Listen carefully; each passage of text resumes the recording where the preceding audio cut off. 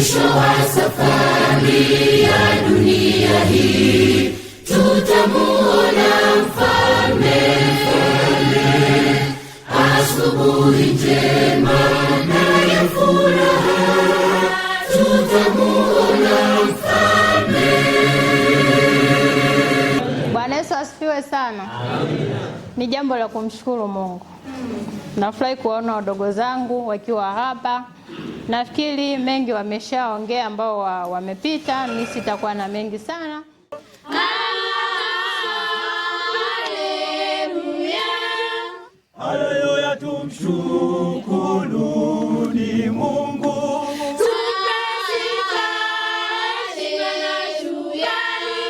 Tumpe sifa, heshima na shukrani.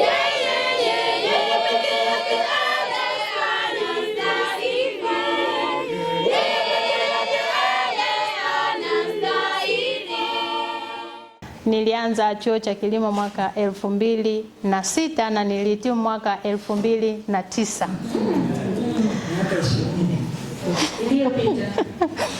Kwa nini ninachopenda tu kuwatia moyo wadogo zangu ni hivi. Nyinyi wakati saizi mnasoma mazingira yapo vizuri sana. Wakati mimi ninaanza kusoma chakula hapa tulikuwa tunapewa cha mchana tu, asubuhi na jioni unajitegemea. Na tulikuwa tunakaa wasichana, tulikuwa tunakaa nyumba hiyo hapo ipo panajengwa hapo chini hapo. Ndio wasichana tulikuwa tunakaa alafu wavulana walikuwa wanajitegemea. Kwa maana yake walikuwa wanapanga huko mitaani. Ila baadaye ndio ukaja mfumo wa kujenga nini? Mabweni. Sisi madarasa yetu yalikuwa ni hayo hapo. Kwa missionary hapo. Twalima na kupanda mbegu shambani tu, kukuza na kustawisha ni nguvu za Mungu.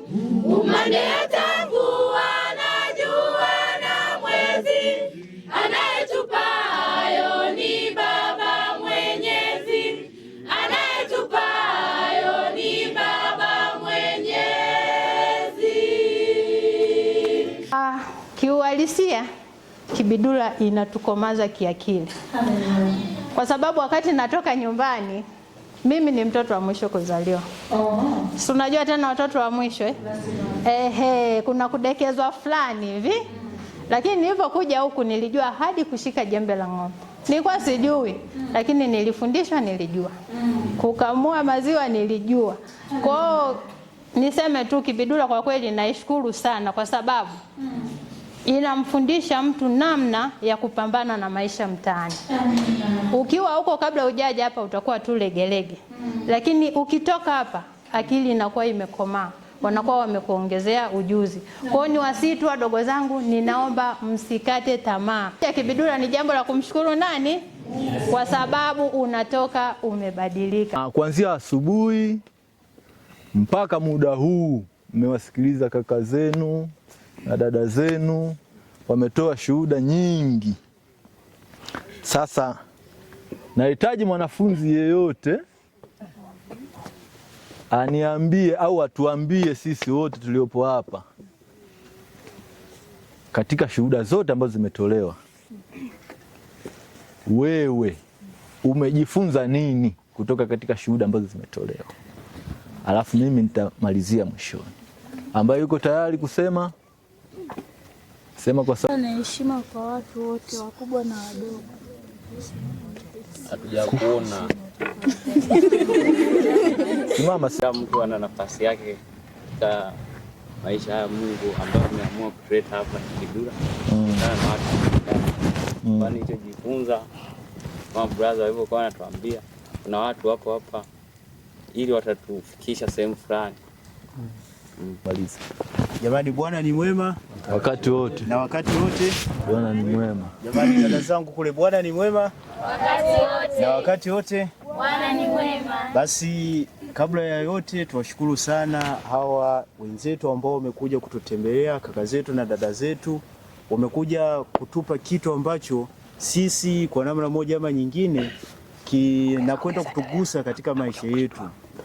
Natambua wengi tulikuwa tumekata tamaa, wengi tulikuwa tunarudi nyuma, wengi tunaona kama hapa pafai, lakini kupitia shuhuda za kaka zetu natambua wengi wetu zimetupatia hamasa na kile ambacho wamekwenda kukitoa, naamini kitakwenda kutusaidia na kutusaidia katika maisha yetu haya tunayoishi.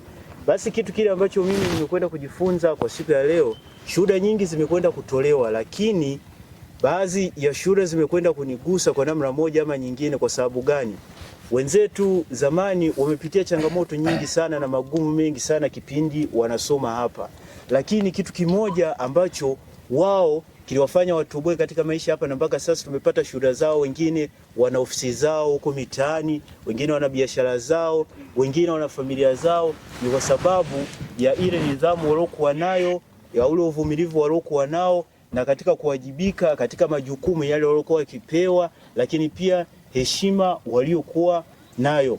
Kwa hiyo hata sisi tunaweza tukawa tumejifunza hicho kitu kwa namna moja, kinaweza katubadilisha katika maisha yetu na kikatusaidia kutoka hatua moja kwenda hatua nyingine. Jamani, mimi niseme tu nawashukuru sana kaka zangu na dada zangu, umetupatia moyo mkubwa sana ambao kwa namna moja sasa unatuinua na kusogea katika hatua nyingine ambayo tulikuwa tumekata tamaa na kuvunjika mioyo yetu. Mungu awabariki. Amen.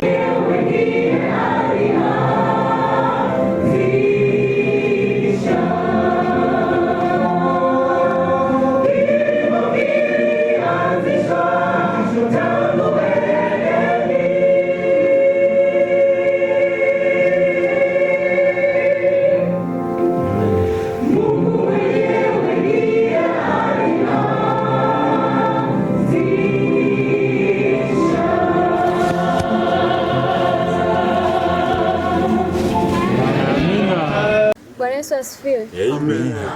Na mimi sitakuwa na mengi ya kuongea kwa sababu kiongozi ameshatangulia kuyasema. Ila ambacho nimejifunza mimi, kaka zetu na dada zetu walikuwa na ushirikiano.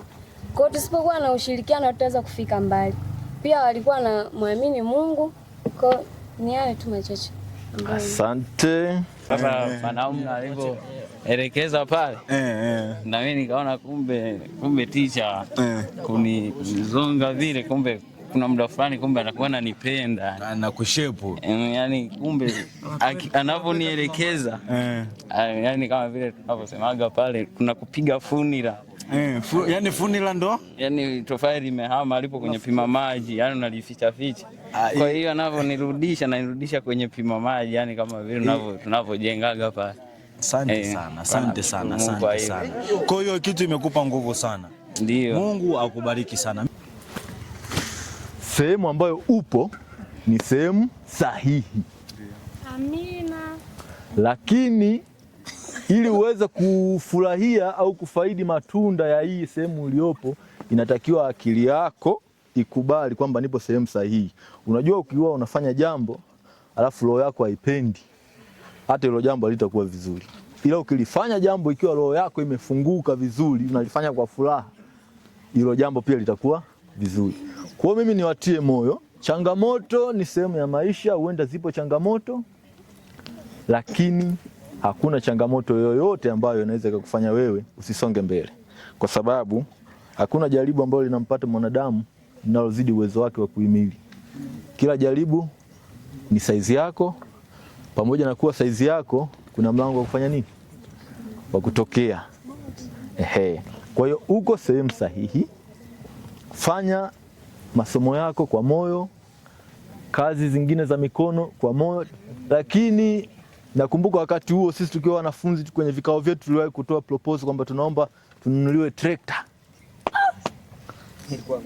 Tuliomba tununuliwe trekta mpaka sisi kizazi chetu chote kikapita tukufanikiwa kupata trekta. Lakini ndinga ile pale si ya shule ile? Ndio. Goma lile pale, trekta ile. Nyie ambao ni wageni, trekta lile kule. Tuliloliomba sisi miaka 50 lile pale trekta. Kwa hiyo yani kama ni issue ni kukata tamaa, basi ilibidi sisi ndio tufanyeje? Tukate tamaa. Ila nyinyi yani nyinyi mkikata tamaa sijui kama mnini tena kingine mtaweza. Nyinyi hampaswi kukata tamaa, kwa sababu mazingira yenu ya sasa hivi ni rafiki yana kila sababu ya wewe kupambana, yana kila sababu ya wewe kufanikiwa, kila kitu kiko vizuri. Kwa hiyo mimi nilitaka tu nijue kwamba sisi tumetoa shuhuda zetu, experience yetu na namna ambavyo tuliishi. Nilitaka nione, je, nyinyi mmelipokea vipi hilo jambo na mmejifunza nini kutoka kwetu? Lakini kwa majibu ya wachache ambao nimeyasikia, inaonesha jambo hili mmelipokea kwa moyo mkunjufu, kwa moyo wa shukrani, na kuna vitu mmejifunza. Amina. Sogea huko. Mimi kwanza kabisa nipende kuwashukuru kwa wageni hao waliofika katika siku ya leo. Mungu awabariki. Amina. Nitukuza mengi, lakini mimi swali langu linasema hivi. Je, hiyo mwaka 2018 mlikuwa mnatumia cherehani? Swala wewe. Jibu. Mwaka 2018 cherehani tulikuwa tunatumia. Lakini ulikuwa ukiingia mwaka wa kwanza unajifunza kushona kwa mkono. Lengo ni kutengeneza zile stitches, ujue namna ya kushona. Hata nguo nyumbani ikitatuka una cherehani usiweke udhuru. Tusiende kushona nguo ambazo zimetatuka sehemu ndogo rani. Ilikuwa ni nzuri na ilikuwa msingi mzuri ili kumsaidia mtoto ambaye ametoka kwenye mazingira ambao hawezi hata kujua kushona, ajue kushona kwa umakini. Yaani sema kwamba wapo tunajua kushona, tunaona wazazi wanashona na tunajifunza kutoka kwao, lakini tulikuwa tunajifunza kushona kitaalamu kwa kutumia sindano ya mkono. Sawa? Stitches ambazo tunazoea siku zote zinadailiziwa kwa kutumia mashine, tulifundishwa kukushona kwa mkono. Kwa mwaka wa kwanza wote tulikuwa tunashona kwa mkono tu. Mwaka wa pili ndio unaanza kujifunza kutumia cherehani, yani kusukuma cherehani. Utajifunza kusukuma mpaka utakavyoweza kugain ile momentum ya ile cherehani inavyoenda, usiweze kuvunja sindano, uweze kunyosha na kila kitu. Alafu na kujifunza kuanza kupima nguo na kushona. Ujue kupima na kukata, ila utaishona kwa mkono mpaka nguo iishe. Mipindo zote unazoshona kwa mashine unapaswa kushona kwa mkono. Alafu then ukiweza sasa kuishona ndio tulikuwa tunaanza kushona kwa cherehani. Kwa majina naitwa Priska Juma Kibiki. Nimemaliza chuo cha kilimo 2016. Kuja kwangu Kibidula naweza nikasema ilikuwa ni neema. Mablaza zetu hawa, mimi nilikuwa na swali moja. Ambalo hilo swali moja nilikuwa naomba niambie sasa, ile najua hapa mmekuja hapa mmesoma kama sisi tunavyosoma saa hizi. Asa ni kwa kipengele fulani hivi kwa bado sijaelewa. Sasa kwa wale ambao wamesomea karakana kule hivi au uchongaji nini, nilikuwa naomba mniambie ni nini hasa ambacho mmejikita nacho kwa saizi baada ya kumaliza hapo, yani mmeenda huko mtaani, mmeenda kujiendeleza navyo hivyo mlivyokuwa mnajifunza hapa au ndo? Asante. Kwa kweli ni swali zuri, kwa sababu wengi tumeeleza vitu vingi. Mara mimi nitoka hapa nimeenda kule na kule, lakini hatulengi kitu ambacho kilimetusaidia moja kwa moja. Kutoka wapi? Kutoka Kibidula. Mengi yale tuliyoeleza, asilimia kubwa yamelenga, kwa sababu ukitoka hapa mazingira ambayo unaenda kuishi ndio atakuchagulia wewe ufanye nini. Umeona? Kwa hiyo huwa tumefanya kile ambacho mazingira yetu yanahitaji tufanye nini, lakini kwa ile elimu changia ambayo tumetoka nayo huko. Lakini kuna baadhi yao kwa mfano ambao wameendeleza miche kama wakina Msavi, wale wamesoma mambo ya hoho hapa, wamesoma mambo ya orchard kiujumla. Lakini mimi kwa upande wangu mimi nilikuwa napenda karakana, lakini mazingira ya kipindi kile hayakuwa mapana sana kwa kama sasa hivi mlivyo. Kwa kipindi kile sisi tulikuwa na mazingira magumu kidogo kwa upande wa vitendea kazi. Umeona? Vitendea kazi kwa maana ya vile tools zinazotakiwa kutumika kwa ajili ya nini? Ya furniture. Na unakuta kifaa kipo kimoja alafu wanafunzi mko wengi. Kwa hiyo ilikuwa inapelekea ile shauku, sawa, ya kutimiza kile kitu ambacho unataka kukifanikiwa inakuwa ngumu. Lakini baadaye ya kuipata ile idea kwamba ingali kwamba idea ni somo linalopatikana, lakini uwezeshaji kutufikisha sisi kwetu sisi tukapata faida na hatimaye tukafanya kitu kikaonekana, kwa kipindi kile ilikuwa ni ngumu kuwepo, tofauti na nyie iliyokuwepo sasa hivi.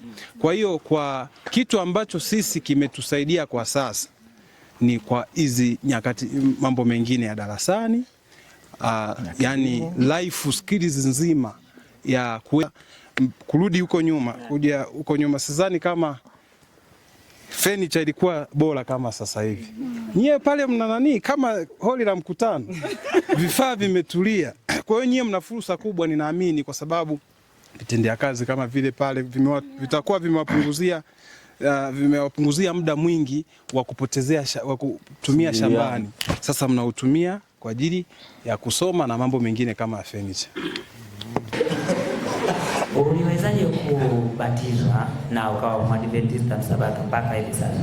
Kubatizwa kwangu haikuwa rahisi. Kama nilivyowaambia, nilikuwa mgumu sana kwenye swala zima la usabato. Kwa hiyo nilipofika kwenye hiyo nyumba, kuna Wakenya wengine walikuwa ni wasabato na sijui walikuwa ni wachungaji mimi sikujua, lakini walijaribu sana. Nilikuwa ninawapikia chakula, kwa hiyo kila siku jioni walihakikisha tunafanya ibada kila siku. Kwa hiyo kuna siku moja ambayo nakumbuka ilikuwa ni Kibidula Juu na karibia ubatizo. Baada ya huo muda wote ambao walikuwa wananielekeza, wakaniambia kwamba kesho tumesikia kuna ubatizo Kibidula Juu. Kwa hiyo ni uamuzi wako sasa kama upo tayari kwenda kubatizwa au haupo tayari, ila tunakusihi ungeungana na wenzako kwenda kubatizwa. Nilikataa kata. Yaani ninapokuambia nilikataa. Kwa swala la kubatizwa nilisema hapana. Wakaomba ombi ambalo walisema kwamba Mungu akashughulike na wewe unapokwenda kulala. Kwa hivyo niliondoka, maana ilikuwa jioni tumemaliza ibada, nikaondoka nikaenda nyumbani. Nilikuwa nakaa pale bwenini. Kiukweli sikuweza kulala. Mawazo ni yananirudia kubatizwa, yaani ni kubatizwa tu kwenye akili yangu.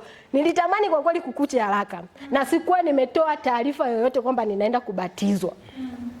Nakumbuka ilikuwa Kibidula Juu, Mama Tembo, nikamwambia mimi nataka kwenda kubatizwa. Hakuamini. Wakachukua pikipiki mpaka Kibidula Juu, tuliwakuta tayari wapo pale mbele. Mimi nikapitiliza mbele moja kwa moja. Nikafika pale nikasimama, na mimi wenzangu wanavyopewa vile viapo na mimi nikapewa, tukaenda kubatizwa. Na cha kumshukuru Mungu kingine, baada tu ya kubatizwa, bibi yangu mimi alikuwa anafuga nguruwe. Nilipomwambia nimebatizwa, aliacha kufuga nguruwe. Hata haya majani ya chai anatumia nikiwa sipo. Nikirudi tu atasikia anakuambia mjukuu wangu amerudi, naomba mweke pembeni majani. Amepanda mchai kwa ajili yangu. Kwa hiyo ninamshukuru sana Mungu. Amen. Samani. Umesikia ana furniture ofisi, ana duka. Na hapa kuna vijana wanafanya vizuri sana pale, mwezi wa 6 wanahitimu. Unavyochukua wengine wa kusaidia kule, rudi na hapa. Jamani, si tunatuma maombi hapa. Hiyo imeeleweka. Usije ukasahau huku. Okay. Kilimo kimewatoa wengi. Kuna kijana mlimsikia pale alikuwa, yani wakati bado anasoma hapa, alifanikiwa kununua eka 30. Ndio. Na mpaka sasa hivi alisema ana eka 10 na ngapi? 15 ambazo zina mazao. Kuna mwingine yule tulimwona anasafirisha. Mwingine huyu. Mwingine yule pale. Ana shamba la maparachichi. Huyu ana shamba la maparachichi. Mkitaka ajira muda wa likizo, muone yule Priska yule. Hebu nyosha mkono hivi. Haya. Na yule mwingine tuliona pale anasafirisha sijui bidhaa. Yuko wapi? Wewe Wailula Xavier. Hebu nyosha mkono. Huyu hapa. Simliona yale madude, ile mashamba yake yale. Kwa kwenye kilimo. Yaani kwenye kilimo yani kuna vijana yule aliyekuwa anaelezea mpaka amejenga kanisa na wenzie yule ni anaita sijui ni manager wa shamba, sawa? Na sikiliza, usirudi nyumbani kwa baba na mama, hasa nyinyi ndume. Hivyo kwa hakika, usirudi nyumbani kwa baba na mama. Sina maana kwamba utoroke. Hebu uko hapa, tafuta sehemu ya kwenda ni nzuri, afu akili jichanganye vizuri, sawa? Si umeona wale wamepita hapa? Waulizeni hao walimu wenu. Hivyo wale mabro walikuwa wanatoa ushuhuda na wale masista tunawapateje? Yaani wenyewe wanahangaika sasa kupata mtu wafanye naye kazi. Hawamjui tabia, unajua inaleta stress simjui tabia, bosi anataka niongeze watu, alafu ndo meneja unaangaliwa, shamba likilegalega. Kwa unataji mtu aliyekuwa disciplined ili ukimpa jambo unajua atalisimamia vizuri na zao linaenda. Si wako wapi sasa? Si ndio nyinyi? Sasa sisi si ndio kiwanda hicho. Eti changamkia fursa.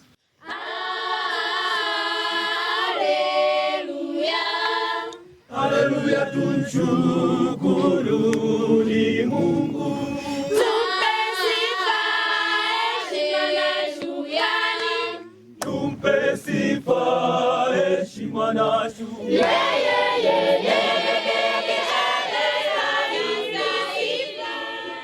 Wote namshukuru sana Mwenyezi Mungu kwa alivyowasafirisha na kuwaleta mahali hapa. Kitu ambacho nilitaka kuongezea, kuna watu wameshuhudia pale baada ya kutoka hapa ikawaje. Nami na ushuhuda kwa baadhi ya watu niliowakuta mwaka 2022. Kwa mfano kule Sinai nimekutaka kama brother Celestino kule. Yule brother akifundishwa hapa alikuwa anarudi Sinai anaenda kukifanya kile kitu akiwa peke yake. Akikosea alikuwa anaenda kwa aliyemfundisha na muuliza anaenda kukirekebisha akiwa shuleni. Kwa mfano alikuwa anasoma na miti zaidi 1000 kule poleni. Mwisho wa siku ile miti anavyoondoka ananiambia Mandeni naenda kupanda. Mwingine kwa mfano brother Max naye alikuwa anasoma mifugo lakini na kwao alikuwa anapata hela ndogo ndogo anaenda kufanyeje? Anaenda kufuga hali akiwa wapi? Shuleni. Sasa narudi na sisi kwa upande wetu. Kwa mfano wewe unasoma kilimo kwa sababu labda una hela ya kwanza kununua mbegu, unaweza kaenda hata kama kwa mlezi nipe mbegu kiasi fulani, naenda kulima kitalu pale cha bweni, kile kitalu utapanda labda Chinese, nitaenda kuuza, unapata uzoefu hadi ukiwa shuleni. Hata ukitoka unakuwa na uhakika nikiwa nyumbani naweza nikalima vitalu 10 baada ya wiki nikawa nachuma mafungu kadhaa. Hiyo itakusaidia. Au kwa mfano wewe ni wa ushonaji, unaweza ukawa unajua kushona suruali, unatoka likizo moja, unaenda nyumbani, unakwenda kwa mtu unaenda kwa mtu fundi wa pale mitaani, unanunua kitamba kimoja cha 12,000, unaenda kumshonea kijana maskini ambaye hajiwezi, kule kumshonea vizuri na kuvaa ile suruali na kwenda kwa wenzake amenishonea mtu fulani, ndipo unaanza kukuuza jina. Mwisho wa siku ukitoka wanaanza kukutumia. Ila ukijifunza ukibaki nacho hivi ndipo utarudi nyumbani utakuwa tegemezi. Kwa mfano kule kuna pivot, unaweza kusema mimi nimejifunza kulima maharage, nataka nikahudumia miti 10. Unakuwa macho, ukitoka shuleni hapa jioni unaenda kuangalia kama kuna ukungu, chukua dawa za asili unaenda kupiga. Umeshindwa unaenda kwa mwalimu wa kilimo anakutengeneza unaenda kupiga. Mwisho wa siku unavyofanya vile mara kwa mara inakujengea wewe ukiwa nyumbani unakuwa una kitu na experience na kitu ulichokifanya kutoka wapi? Shuleni. Mimi nataka niwe mwana bustani mzuri. Tunakuwa bwana wewe tunaomba uwe kiongozi wa bustanini. Unaisimamia, una uhakika kitalu cha mita 1 kwa cha mita 8 kwa mita 1 kinatoa mafungu 10 au 30 kwa mchuma huu mmoja. Kwa mfano wewe unataka kufuga kuku. Pale Sinai tuna kuku, Salem kuna kuku, Lama na wapi na Sarepta. Unasema mnipe mimi niwe bwana kuku. Utakuna shirikiana na walimu kutafuta malovela kutibu. Unavyotibu kuku za bweni hata zikifa hazina hasara kwa sababu upo kwenye majaribio, upo kwenye kutibu. Mwisho wa siku unavyotibu zile pale ukitoka una uhakika wa kusema mimi nimefuga kuku za bweni ziliongezeka. Ukiwa nyumbani unafanya kitu kilichofanyaje? Kilichonyoka. Ila ukikaa hivi utatoka na ujuzi hautakusaidia. Sasa hamna mahali ambapo hamna changamoto. Yaani hata ukienda sasa hivi kwa wale waliosoma University of yoyote ile, hakuna ambapo hamna changamoto. Kwa wale ambao wamefanikiwa, nimefanikiwa kukaa karibu na chuo cha Sokoine SUA. Ni chuo cha kilimo. Lakini ni moja ya chuo ambacho kila watu wanasema kile chuo ni kigumu. Sawa? Lakini watu wanaotoka pale wanazaa matokeo mazuri. Sasa nianze kwa yale anayosema bro kwamba kuna changamoto ziko shuleni. Kwa sababu utalazimishwa kufanya yale yanayohitajika kufanyika na nini? Na shule. Hata unapoenda kuajiriwa utalazimishwa kufanya kulingana na mwajiri anavyokutaka kufanyaje? Kufanya. Utaenda kutajiajiri mwenyewe, utakutana na mteja. Atakulazimisha kutaka kitu chake anavyotaka yeye. Sijui tunaelewana? Sasa kinachokuja hivi, jambo la kukusaidia, changamoto ifanye kuwa fursa. Sawa? Changamoto ifanye kuwa nini? Utatoboa. Msikubali kabisa kumuona mwenzio hata mmoja anapotea. Kama mna huo mmoja, siri tu, ila ule mnyoosho wa Kikristo wa Kisabato. Amina. Umeonaje ili tukio kuanzia jana usiku mpaka sasa hivi? Nimeona vizuri kabisa. Umeona vizuri kabisa. Elimu ya kweli ni ukuaji linganifu wa vitu vitatu: kimwili, kiroho na kiakili. Wanafunzi wengi ambao walihitimu wametaja mambo kwamba wanajihusisha na biashara. Tukipanua upana wa fani ambazo mwanafunzi anaweza kufanya, itamweka katika nafasi kwamba anaweza kufanya chochote anapohitimu.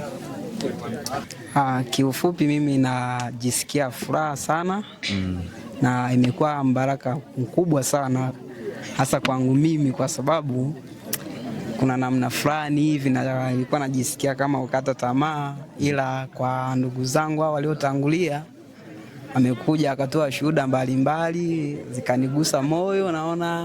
Namshukuru Mungu na naomba Mungu aniwezeshe ili niweze kumaliza hapa Kibidura. Najisikia vizuri kwa sababu kwa namna nyingine naweza nikasema kwamba ukifika sehemu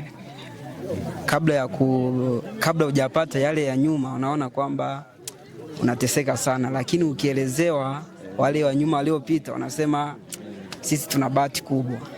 Amina sana, amina sana. Bwana Isaya, habari za wewe? Ni nzuri kabisa. Bwana mjenzi. Bwana nakuonaga yani wewe na tofali na wewe. Mimi napima maji.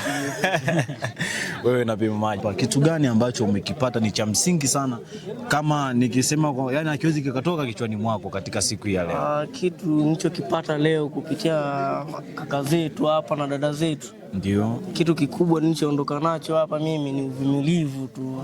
Uvumilivu kwa kweli. Ulakonze chane.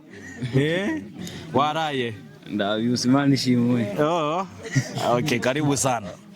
Kitu gani ambacho kimekufurahisha sana na huenda kimekutia moyo? Mimi nachomshukuru Mungu ambacho nimekipata leo,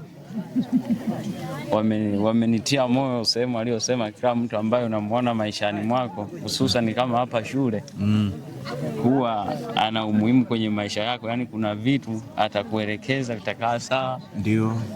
Kwa hiyo kimfano kama kwenye muziki, ndio nakuta yani naona kama teacher hayupo vizuri kwangu. Sasa panaumna alivyoelekeza pale, na mimi nikaona kumbe teacher kunizonga vile, kumbe kuna muda fulani kumbe anakuwa ananipenda, anakushepu. Yani kumbe anaponielekeza yani kama vile tunavyosemaga pale kuna kupiga funila. Yani funila ndo? Yani tofali limehama alipo kwenye pima maji, yani unalificha ficha. Kwa hiyo anavyonirudisha na nirudisha kwenye pima maji, yani kama vile tunavyojengaga pale. Asante sana, asante sana, asante sana. Kwa hiyo kitu imekupa nguvu sana. Ndio. Mungu akubariki sana. Mimi naamini Ndaruhabeye ipo siku utakuja kuwa mwanamuziki mkubwa sana. Mungu akipenda nitakuja na yeye. Dodo zitakaa vizuri. Dodole mimi. Itakuwa hivyo. Asante sana. Asante sana. Kuna furaha kubwa sana kuwa mwalimu, hasa pale unapoona matokeo ambayo ulikuwa ukiyafanya au zile jitihada zako ukizifanya pale darasani kwa ajili ya kuweza kumsaidia mwanafunzi fulani aweze kufikia malengo yake. Na umeona katika siku ya leo tumekutana na ndugu zetu waliopita hapa, wanafunzi wamepita katika mikono ya walimu. Wewe ukiwa kama mwalimu ambaye hauna muda mrefu na umeingia katika hii habari nzima ya kuelimisha wanafunzi juu ya mambo ya kilimo, umeona kuna watu wametoka hapa wanaweza kusimamia mashamba yao. Kuna mmoja leo amesema hapa amesimamia ekari 10. Yani analima mazao ya chakula, alizeti, maharage, njegere, na shamba la maparachichi.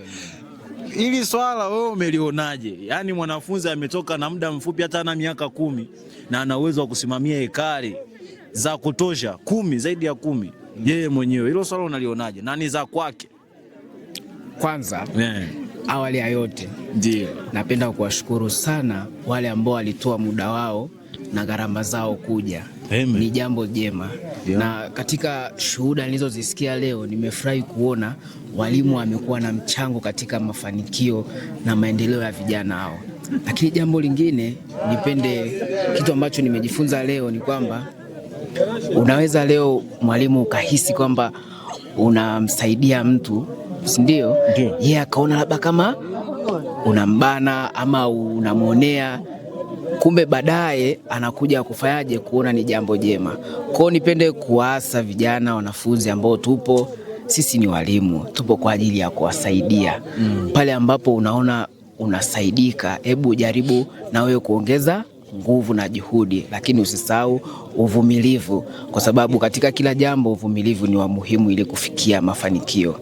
Lakini pia tuamini kwamba Mungu ametuandalia njia bora kama tukiamua kutii na kufata maelekezo yake. Elimu ya hapa ni nzuri, elimu ya hapa ni bora, na kualika kijana yote ambaye umekosa nafasi katika taasisi za kawaida za kiserikali kusoma, karibu Kibidula, uje upate nafasi ya kukutana na Mungu, lakini pia kupata mwongozo mpya katika maisha yako. Elimu ambayo inatoka hapa itakusaidia kwa maisha ya sasa, kwa maisha ya baadaye na kwa maisha ya umilele, yani ufalme wa mbinguni. Asante. Na mnahakikisha vipi kwamba elimu ya kilimo mnayotoa, kilimo sasa hivi kimekuwa na kuchakachuliwa sana, yani unakuta hadi product unayoipata hamna tofauti na product iliyotengenezwa kiwandani, yani na madawa mengi kiasi kwamba ni hatari kwa maisha ya mwanadamu. Na wewe kama mambo ya idara ya kilimo unasemaje hili swala? Kwanza kwa yote ambaye atapata nafasi ya kuja kujifunza hapa, atajifunza mbinu bora za kuandaa mazao kwa namna ya asili ambayo yatakuzuia kupata mabaki ya kemikali ambazo zinaweza zikaleta madhara kimwili. Kumekuwa na ukuaji na ongezeko la magonjwa kama kansa na magonjwa ambayo ni hatarishi, ambao mengi yanapelekewa kutokana na vyakula ambao tunatumia ambao haviko salama. Lakini kwa kuja Kibidula ama kupata nafasi ya kuwa hapa, utajifunza namna bora ya kulima kwa njia ya organic ambayo haitumii kemikali, na itakusaidia kupata chakula bora ambacho kitakuwa ni salama pia kwa afya yako. Kumbuka, afya ndo msingi na mtaji pekee wa maisha. Kwanza ni watoe hofu wale ambao wanahisi kwamba ukilima organic hauwezi kuzalisha kwa ajili ya biashara kubwa. Ni watoe hofu. Ni mambo ambayo yanasemekana, yanaongelewa, lakini hayana ukweli ndani yake. Unaweza kulima kilimo cha asili na ukaweza kufikia soko. Kwanza, organic farming ni moja kati ya kilimo ambacho kina bei kubwa ya biashara. Kama utaamua kujiunga katika mfumo wa kutambulika na kupewa vyeti ambavyo vinahusiana na kilimo hai, utapata nafasi ya kuuza 1% zaidi ya bei ambayo inauzwa siku zote sokoni. Hilo ni faida ya kwanza. Lakini faida ya pili, ukitumia kilimo hiki unaweza ukafikia soko zuri na watu wazuri, lakini pia utalinda afya. Hakuna mtu ambaye anataka afya yake iharibike.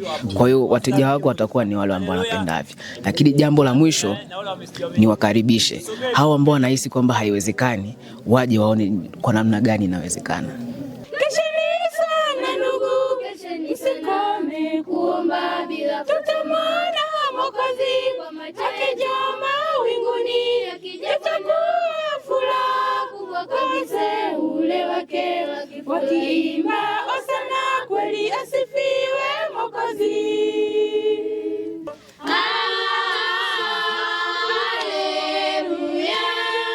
Haleluya, tumshukuru ni Mungu.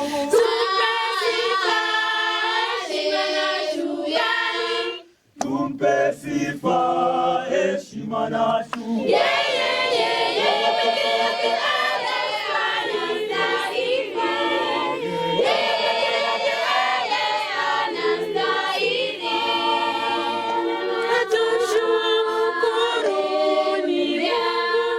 Haleluya, tumshukuru ni Mungu.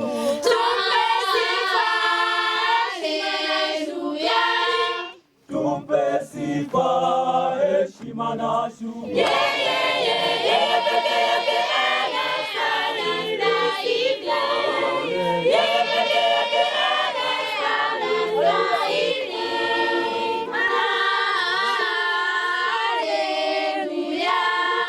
Haleluya, tumshukuruni Mungu.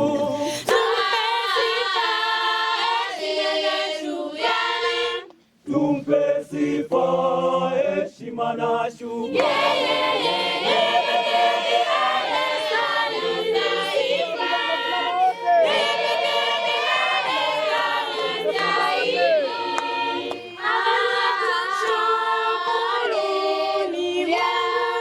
Haleluya, tumshukuruni Mungu. Tumpe sifa, heshima na shukrani. Tumpe sifa, heshima na shukrani. Yeye peke yake anastahili. Yeye peke yake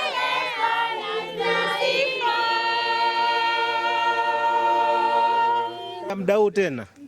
Yaani kifupi ni hivi, hakuna bosi pasipo kuajiriwa. Ukitoka hapa lazima ufanye juu chini, utapateje 100-200 ili ukaanzishe mradi ambao umetoka na idea hapa. Bwana ni mwema wakati wote. Sasa swali nilonalo kwa kaka zangu hawa na dada zangu kwamba sehemu yoyote palipo na mafanikio waga pakosi changamoto. Na mafanikio ni jumla ya majaribio yale kadhaa ambayo yameshindikana. Lakini wenzetu walipambana miaka hiyo na wengi wakatoboa maisha hapa shuleni, wengi wamekuwa na maisha mazuri huko mtaani waliko. Sasa swali langu lipo kwamba wao walitumia mbinu au namna gani katika kuzikabili changamoto zile ambazo walikutana nazo, ndio swali langu nilonalo. Ya, ni kweli changamoto zipo na zilikuwepo na tulizifesi. Ilikuwa ni ngumu sana mara ya kwanza wakati ndipo tunaingia hapa. Kuendelea na masomo ilikuwa ni changamoto. Wakati mwingine ulikuwa unajiuliza, ukiangalia na hali ya hewa kama sisi wengine tumetoka kwenye joto kule Morogoro. Lakini kadri unapoendelea kuishi na unayoendelea kujifunza, basi yanaendelea kuingia kichwani. Lakini pia pamoja na kusema kwamba nikienda sirudi, ni kweli huwa inatokea hivyo kutokana na mashinikizo ya baadhi ya wanafunzi. Kwa sababu wanafunzi wanapokutana mabwenini huko au baadhi ya maeneo ya michezo na nini, wanashauriana kwa namna tofauti tofauti. Mimi nikienda sirudi. Lakini yule aliyesema nikienda sirudi anarudi. Mwisho wa siku huyu aliyedanganywa ni kweli unakuta arudi afa anakuwa amepoteza mwelekeo wa maisha yake. Kwa hiyo uvumilivu ndio uliofanya mpaka tukafika mahali hapa na hatimaye mpaka hivi leo tumeweza kusanyika mahali hapa tunatoa shuhuda kama hizi. Kikubwa ni uvumilivu na kumwomba Mungu ili atuongoze katika nini, katika hii safari ya masomo. Ni kweli sio rahisi sana, lakini Mungu anapokuwa ndani yetu na tunapokuwa tumekubali kupokea hiki ambacho tunajifunza hapa, hakika tunapiga hatua na tunaendelea kufanya vizuri zaidi na tunapata maendeleo kama ambavyo wengine wameweza kuelezea siku ya leo. Asante. Ni cha kwanza ni uvumilivu. Alafu cha pili mtu baina ya mtu, yani ule umoja ambao yani mtu na mtu huko tukiwa mabwenini unamueleza, anakuencourage mtu na mtu. Pia ushirikiano wa walimu wetu wengine huko ni manyumbani kwao kama tulivyosikiliza ushuhuda tofauti pale. Kwa hivyo vitu viliweza kusababisha tukashinda changamoto ambazo zilitupa ugumu kwa hapa mahali. Yani hapa mahali tunapasha kwa pamoja 1 2 go twende. Asante kwa lipi? Kwa hiyo tunatuma salamu kwa nani? Kwa kina nani? Kwa kaka na baba zetu huko na dada zetu, si ndio Na Mungu awafanyeje? Mnawakaribisha waje watembelee, mnawafukuza? Mnawakaribisha. Sana kidogo? Sana. Na wenyewe wamesikia. Ninatumai wakiipata hii watakaribia. Asante mwalimu. Nashukuru sana. Karibu tena.